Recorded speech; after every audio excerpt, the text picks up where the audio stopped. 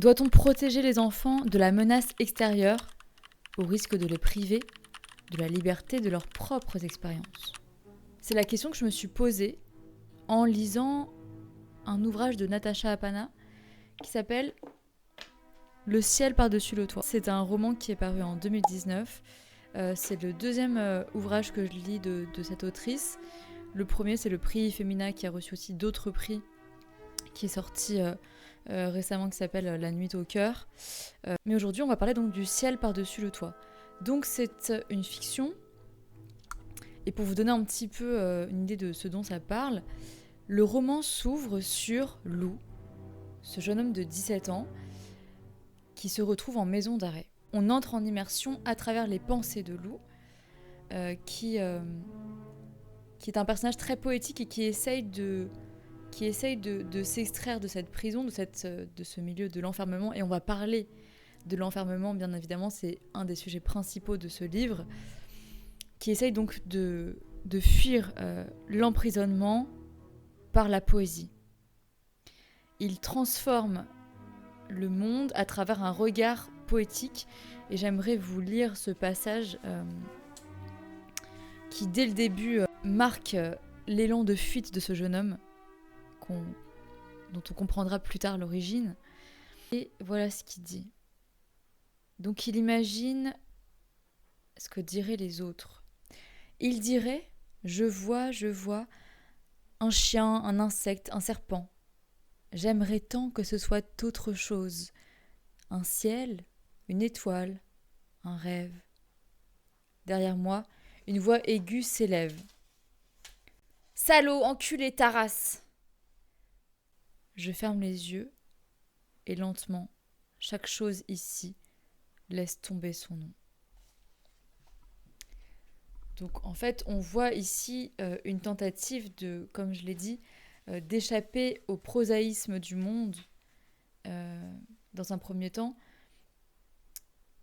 Donc dans un rythme ternaire qu'on retrouve, qui se répète également 3 fois. Donc ce premier rythme ternaire, un chien, un insecte, un serpent. Donc des termes assez communs pour désigner le monde, la réalité. Et Lou va reprendre ces termes-là en les poétisant, en les transformant. J'aimerais tant que ce soit autre chose. Un chien devient donc un ciel, un insecte une étoile, un serpent un rêve. Et cette association d'idées, donc, qui est une tentative d'échapper au réel prosaïque, vient directement être corrompue par la réalité encore plus brusque qui est celle de la prison, qui est une autre réalité qui, cette fois, ne permet aucune échappatoire poétique. Puisque donc, dans ce même rythme ternaire, le ciel est donc devenu salaud, l'étoile est devenue enculée, et le rêve est devenu tarasse. Voilà. Donc, la poésie est rattrapée par la violence intrinsèque au monde carcéral, même si là, c'est pas une prison à proprement parler, c'est une maison d'arrêt. Mais on retrouve donc ce premier élan, cette tentative de fuite dans le roman. Ce personnage-là donc va nous ouvrir ensuite la voie sur la famille qui est au cœur donc de ce roman. La famille donc de 3 personnes, donc Lou, sa sœur Paloma et leur mère, alors qui porte 2 noms. Eliette se renomme Phénix. Que en périphérie, on a accès aux autres membres de la famille, notamment les parents d'Eliette. La mosaïque de cette famille dysfonctionnelle est amenée par une écriture. Alors, si vous aimez les écritures assez rondes, douces, très explicites, ça vous plaira pas forcément. Puisque si je devais décrire un petit peu la plume que prend Natasha Apana dans ce roman, je dirais que que le trait est maîtrisé, mais que l'encre bave un peu, vous voyez, s'infiltre dans le papier. C'est-à-dire que l'autrice choisit précisément ce qu'elle nous donne à voir, et qu'en creux, nous, lecteurs, lectrices, On perçoit les non-dits, on perçoit la douleur aussi, la frustration. Natacha Apana, elle le dit elle-même dans une interview, commence à écrire à partir de son personnage Lou. Donc c'est lui qui la saisit, c'est lui qui se manifeste en premier lieu dans son esprit, dans la conception de ce roman. Et puis elle va ensuite trouver d'autres personnages. Donc face à ce premier personnage, il y a la mère qui s'impose et qui est un personnage très froid. Et Natacha Apana la ressent comme une femme très, très forte, mais très froide. Et elle essaye de comprendre d'où vient cette froideur. Et c'est comme ça qu'elle arrive à donc, par une pensée, je dirais, en arborescence, à déployer toute l'histoire de cette famille, qu'elle nous retranscrit par fragments, finalement.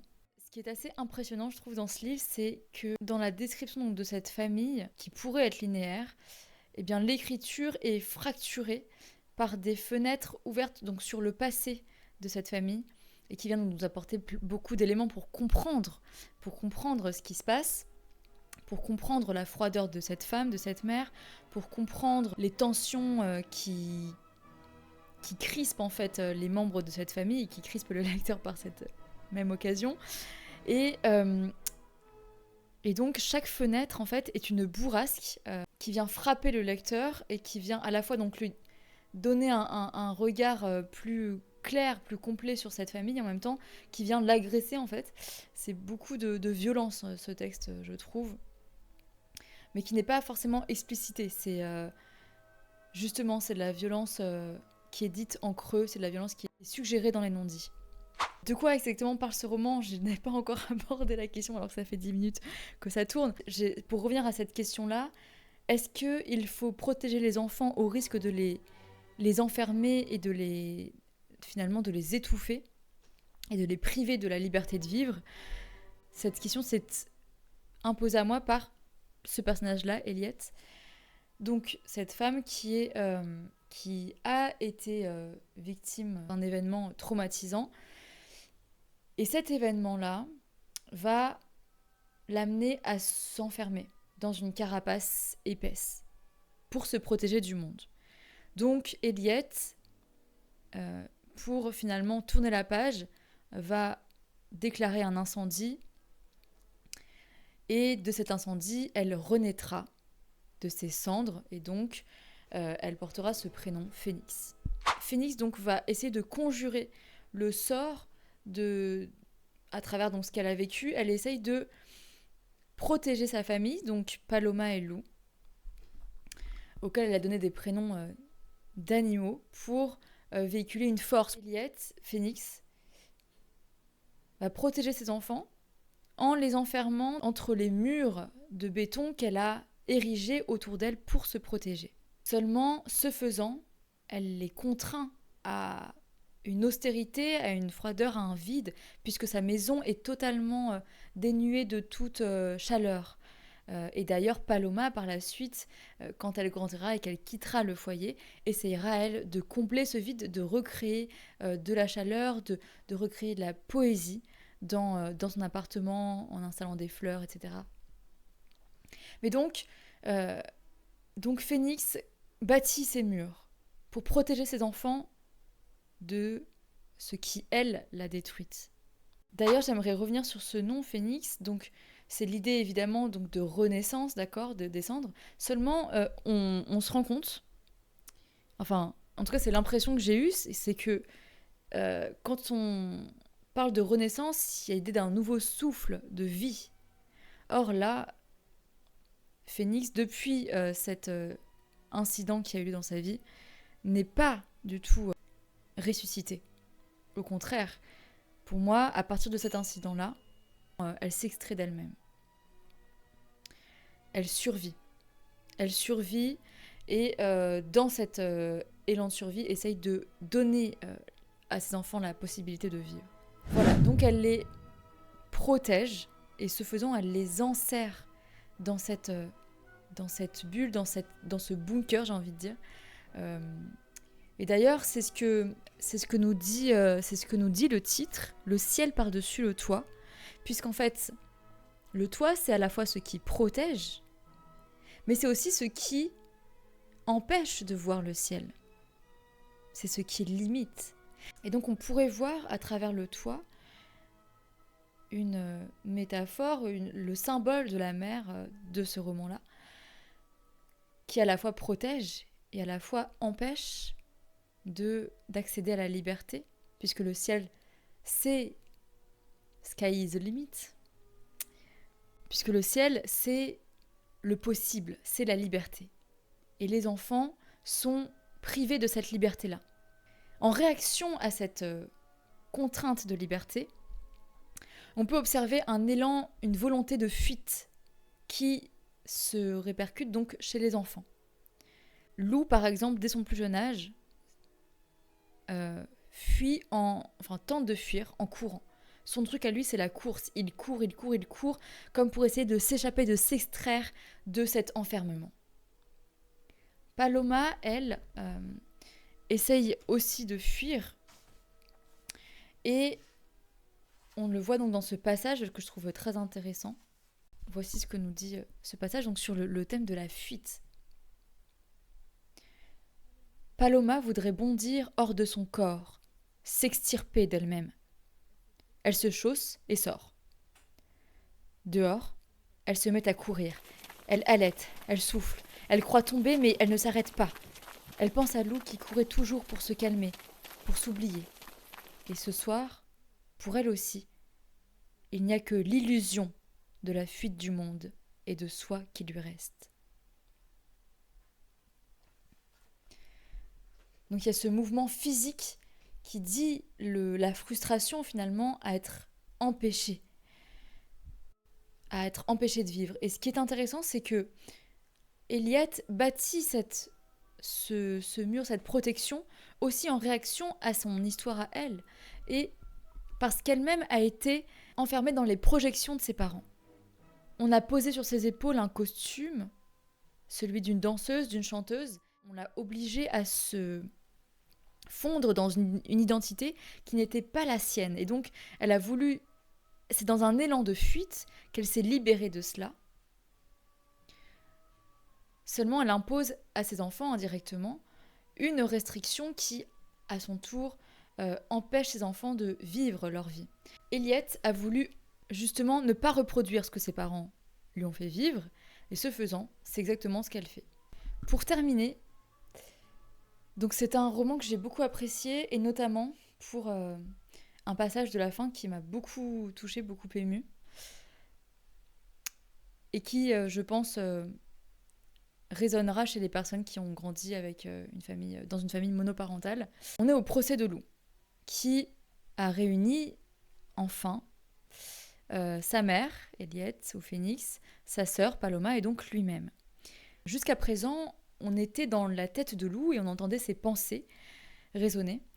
Et là, on est au moment donc de l'audience. Et Lou va expliquer pourquoi donc il a commis le geste qui l'a amené en maison de correction. Il a donc pris la voiture alors qu'il n'a que 17 ans et qu'il n'a pas son permis pour aller retrouver sa sœur qui est partie il y a de cela plusieurs années. Il explique donc pourquoi est-ce qu'il part et ce qui se passe dans sa tête au moment où il part. Pour la première fois, on entend sa voix et je trouve ce passage extrêmement touchant. Donc je vais vous le lire. Je ne sais plus ce qui est vrai, ce qui est faux, ce qui est un rêve, ce qui est la réalité. Si j'ai une sœur, douceur, chaleur ou pas. Si de tout ça j'ai rêvé, si tout ça je l'ai espéré. Vous comprenez, alors, j'ai pris la voiture de maman sans rien dire, en pleine nuit. Parce que je n'en pouvais plus de ne pas savoir. Et je suis venue ici parce que parfois, il faut savoir pour pouvoir continuer à vivre.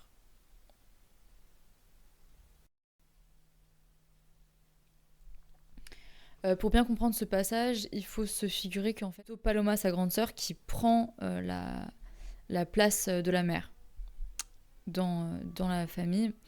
Et donc, quand il retrouve cette mère-là, enfin quand il essaye de rejoindre sa sœur, c'est aussi dans l'espoir de retrouver une figure maternelle. Et c'est pour ça que je trouve ça très touchant.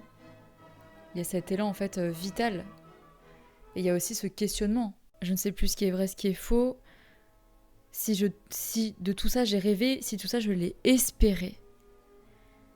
Il y a en fait l'idée de... Enfin, Lou se demande à ce moment-là, mais est-ce que ce lien existe toujours ou est-ce qu'il existe simplement dans mes souvenirs, dans mon esprit? Est-ce que je l'ai inventé? Est-ce que Est-ce que ce lien a du sens? Est-ce qu'il existe encore? Est-ce que j'ai encore une mère ou une sœur? Et en fait, l'incertitude est insoutenable. Et donc, pour lui, c'est une question de vie ou de mort, en fait, de retrouver cette sœur.